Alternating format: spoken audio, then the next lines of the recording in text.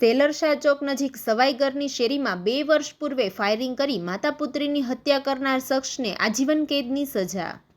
2 વર્ષ પહેલા શહેરના સેલરશાહ ચોક પાસે આવેલ સવાઈગરની શેરીમાં ઘર પાસે સિમેન્ટની થેલી તથા કપચી સહિતનો બિલ્ડિંગ મટીરીયલ્સનો સામાન રાખવા બાબતની સામાન્ય બાબતે પાડોશી શખ્સે ઝઘડો કરી ઘરમાંથી પિસ્તોલ કાઢી માતા પુત્રી ઉપર ધડાધડ 4 રાઉન્ડ ફાયરિંગ કરી હત્યા કરવાના બનાવનો કેસ આજે ભાવનગર ડિસ્ટ્રિક્ટ કોર્ટમાં ચાલી જતા સરકારી વકીલને દલીલો, આધાર પુરાવા અને સાક્ષીઓની જુબાની ગ્રાહ્ય રાખી ડિસ્ટ્રિક્ટ જજ LS પીરજાદાએ આરોપી કરીમને કસૂરવાર ઠેરવી આજીવન કેદની સજા ફટકારી હતી।